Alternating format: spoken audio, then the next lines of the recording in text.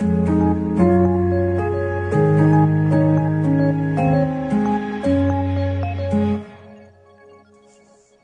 of the most important keys to helping our bodies to run well is the fuel that we put into our bodies. And we talked about the fire trucks, we talked about that car that had 1,500 horsepower. Well, what about the human body? What is the fuel that makes our bodies run the best? No, we don't want to put kerosene in our cars. We don't want to put poor grade fuel in our cars. When I was a boy, I remember my dad would choose a certain gas station because the other gas stations had a propensity to have water in their fuel, and that would cause the cars to knock and not run well. And so he would choose a certain gas station in Chattanooga to get the fuel, and our cars ran well. Well, the question is, what fuel makes the human body run well? Yes, we can probably guess what the bad fuels are. We probably don't need help there. But what's the good fuel that makes the body run well? That fuel is basic food that you can grow in your gardens. Like, how about fruit? Fruit is huge on our bodies running well. Whether it's a banana, an orange, a grapefruit, an apple. Also vegetables. You may have some cauliflower, some broccoli, some lettuce, some kale, some spinach, some carrots. Those are great vegetables for us. And then we go over to the grains. We got oatmeal, we got grits, we got quinoa, we got couscous, and some of those are some names that you may not have heard before, the quinoa and the couscous, but really good fuel for our bodies. Then we have our beans. We've got what we grew up here in the South is soup beans, pinto beans. You've got kidney beans, you've got great northern beans. You've got lentils, which are full of protein. Lentils have 18 grams of protein per cup. Kidney beans have 16 grams of protein per cup. And then we've got nuts and seeds. We've got Brazil nuts. We've got almonds. We've got walnuts. We've got pumpkin seeds. We've got flax seeds. All kinds of seeds and nuts that help to run the body. But here's a key.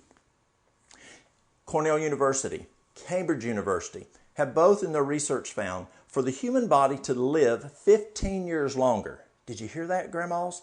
You can have those grandkids 15 years longer, possibly, based on the fuel that you put in your body, according to the research done by Cornell University and by Cambridge University. But here's the key. Yes, they found that food needs to be a whole food, plant-based diet, but it has to have variety. So what is whole food? What is plant-based? What is variety? Whole food is not processed foods. Our processed foods are those cereals, those breads, those Twinkies, those donuts. That food is processed. And according to Cornell, according to Cambridge University, the body just doesn't run well on that. It's kind of like sticking a low-grade fuel in that race car, or maybe even some kerosene in some of those fuels. So you want a fuel that is not processed. So what's not processed? It's right here. Your banana's not processed. Your tomato's not processed. That food is what comes out of the garden, what comes off the tree.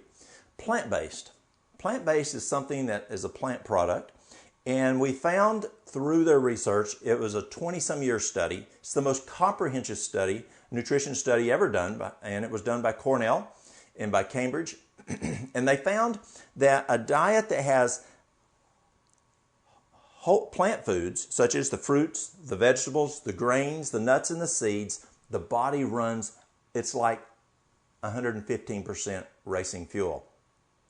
The other thing they found was it takes a variety, not just the same-o, same-o. You can't just every morning have a banana and an apple and an orange and then oatmeal and, say, some walnuts every morning. Here's why. You want an orchestra of nutrients. So your banana is kind of like, say, the trumpet, and your orange is like the saxophone, and then your oatmeal is like the violin. Well, that's not an orchestra. You want an orchestra of nutrition. And so as each day you change that menu to where one morning you have a banana and some oranges and some grapes and maybe some oatmeal. Tomorrow morning you may have a mango and a papaya and pineapple and maybe some grits. So you want to change that up each day. So for breakfast, you can have some fruit, some grains, maybe some cornbread, some almonds or some walnuts. That's a great breakfast. We also found that if you eat breakfast, if you wait and don't eat breakfast for 2 hours, and over 2 hours after you get up, it actually increases your risk of a heart attack and a stroke by 150%. So you want to eat that good, healthy breakfast first thing in the morning within 2 hours of awaking. Plus, when you eat breakfast, it increases the metabolism, you burn calories, and that's going to be great. For lunch, or as we call here in the South, dinner, what's good for that? Well, you may have some beans, some rice, some cooked vegetables, you may have some spinach or some cauliflower, a good salad. And again, you may have some nuts. You may have some flaxseed ground on there. You may have some pumpkin seeds, some almonds, some walnuts. That's a great dinner, or you may call a lunch. Well, what about supper? And when you eat lunch, it's going to increase metabolism. It's going to burn calories. Well, supper is a little different.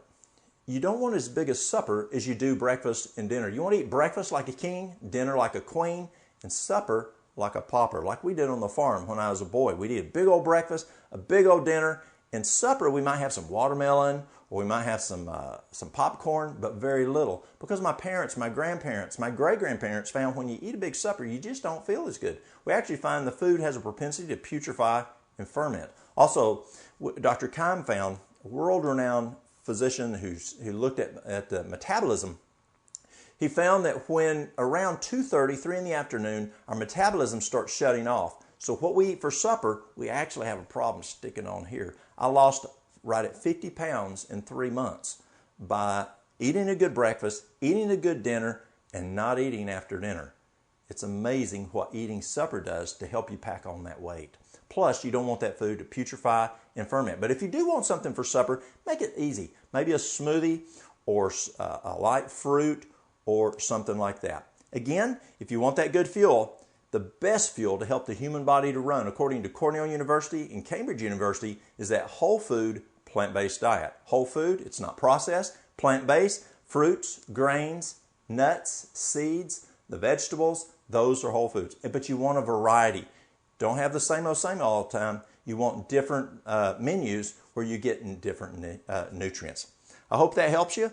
Come back. We're going to take a look at some more very important keys for health.